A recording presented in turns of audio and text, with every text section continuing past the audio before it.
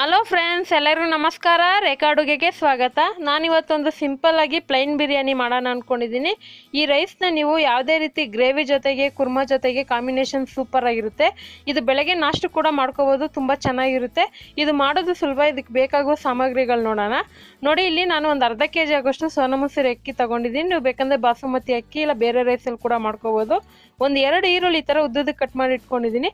ಒಂದು ಅರ್ಧ ಕಪ್ ಆಗೋಷ್ಟು ಮೊಸರು ಮತ್ತು ಒಂದು ಅರ್ಧ ಕಪ್ ಆಗೋಷ್ಟು ಪುದೀನ ಸೊಪ್ಪು ಕಟ್ ಮಾಡಿ ತೊಳೆದಿಟ್ಕೊಂಡಿದ್ದೀನಿ. ಒಂದು 5 ಹಸಿರು ಮೆಣಸಿನ್ಕಾಯಿ, 1.5 ಇಂಚ್ ಆಗೋಷ್ಟು ಶುಂಠಿ ತೊಗೊಂಡಿದ್ದೀನಿ.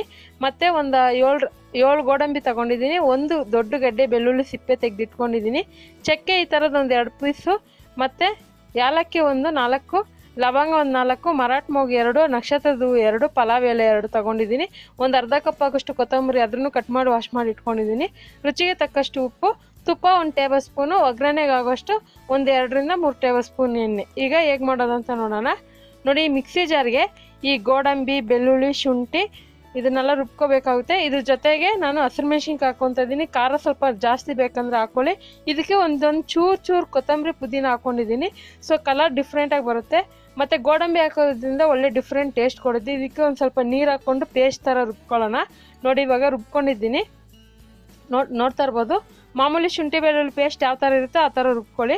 ಈಗ ಒಂದು ಅಗಲವಾಗಿರೋ ಪಾತ್ರೆಯಲ್ಲಿ ಮಾಡ್ತಾಯಿದ್ದೀನಿ. ನೀವು ಪಾತ್ರೆಯಲ್ಲಿ ಮಾಡೋಕ್ಕೆ ಟೈಮ್ ಇಲ್ಲಾಂದರೆ ಕುಕ್ಕರಲ್ಲಿ ಕೂಡ ಮಾಡ್ಕೋಬೋದು. ಸೊ ಇವಾಗ ನಾನು ಏನು ಮಾಡಿ ತೋರಿಸ್ತಾ ಇದ್ದೀನಿ ಅದೇ ರೀತಿ ಕುಕ್ಕರಲ್ಲಿ ಮಾಡ್ಕೊಳ್ಳಿ.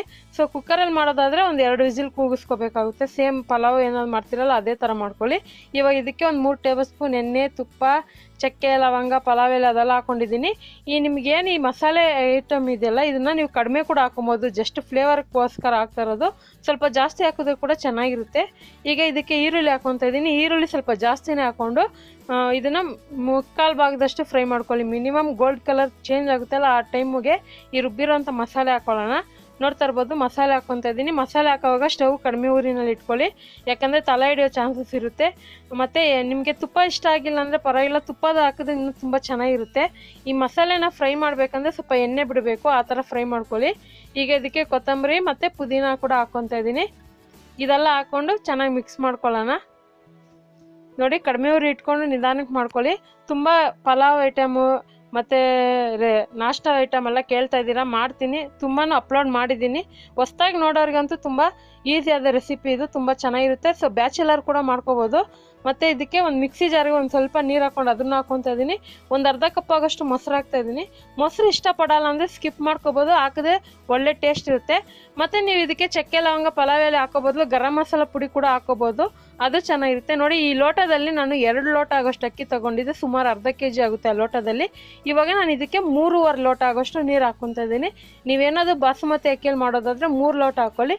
ನಾರ್ಮಲ್ ಸೋನಾ ಮಸೂರಿ ಇಲ್ಲ ಯಾವ ರೈಸಲ್ಲಿ ಮಾಡ್ತೀರೋ ಅದಕ್ಕೆ ಒಂದು 3.25 ಲೋಟ ನೀರು ಹಾಕಿದ್ರೆ ಒಂದು ಅರ್ಧದಷ್ಟು, ಯಾಕಂದರೆ ಮಸಾಲೆನೇ ಇರುತ್ತಲ್ಲ ಅದಕ್ಕೋಸ್ಕರ ಸ್ವಲ್ಪ ನೀರು ಕಡಿಮೆ ಹಾಕ್ಕೊಳ್ಳಿ.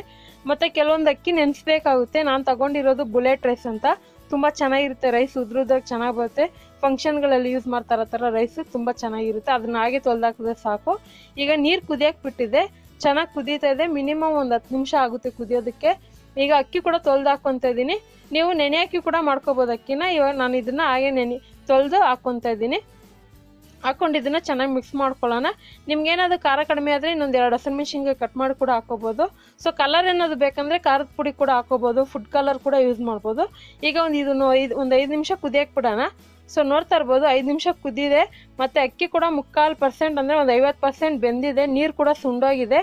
ಈ ಥರ ಸ್ಟೇಜ್ ಇದ್ದಾಗ ನೀವೇನು ಮಾಡಬೇಕಂದ್ರೆ ಸ್ಟವ್ನ ಸಿಮ್ಮಲ್ಲಿ ಇಟ್ಕೊಂಡು ಇದನ್ನು ಮುಚ್ಚಿ ಮಿನಿಮಮ್ ಸಿಮ್ಮಲ್ಲೇ ಒಂದು 15 ನಿಮಿಷ ಬಿಡಬೇಕಾಗುತ್ತೆ. ನೀವು ಮಧ್ಯದಲ್ಲಿ ಅವಾಗವಾಗ ಅನ್ನನ ತಿರುಗಿಸ್ಕೊಳ್ಬೇಕಾಗುತ್ತೆ, ಯಾಕಂದರೆ ತಲೆ ಹಿಡಿದ್ಬಿಡುತ್ತೆ. ಸೊ ಅದೇ ರೀತಿ ಒಂದು 15 ನಿಮಿಷ ಆಗಿದೆ. ನೋಡ್ತಾ ಇರ್ಬೋದು ಎಷ್ಟು ಸೂಪರಾಗಿ ಕಲರ್ಫುಲ್ಲಾಗಿ ಈ ವೆಜ್ ಪ್ಲೈನ್ ಬಿರಿಯಾನಿ ತಯಾರಾಗಿದೆ. ಯಾವುದೇ ರೀತಿ ಅನ್ನ ಮೆತ್ತಗೆ ಗಂಜಿ ಥರ ಆಗಿಲ್ಲ, ಉದ್ರುದ್ರಾಗಿ ಪರ್ಫೆಕ್ಟಾಗಿ ಸಖತ್ತಾಗಿ ಬಂದಿದೆ. ನಾನು ಹೇಳ್ದಂಗೆ ಈ ರೈಸ್ ಜೊತೆಗೆ ನೀವು ನಾನ್ ವೆಜ್ ಗ್ರೇವಿ ಇಲ್ಲ ವೆಜಿಟೇಬಲ್ ಕುರ್ಮಾ ಯಾವುದೇ ರೀತಿ ಮಾಡ್ಕೊಬೋದು. ಮತ್ತು ಬೆಳಗ್ಗೆ ಹೊತ್ತು ನಾಷ್ಟು ಕೂಡ ಮಾಡ್ಕೊಡ್ಬೋದು, ಫಂಕ್ಷನ್ ಕೂಡ ಮಾಡ್ಕೋಬೋದು. ತುಂಬ ಸೂಪರಾಗಿರುತ್ತೆ. ಖಂಡಿತ ಈ ರೆಸಿಪಿ ನಿಮ್ಗೆ ಇಷ್ಟ ಆಗಿದೆ ಅಂದ್ಕೊತೀನಿ.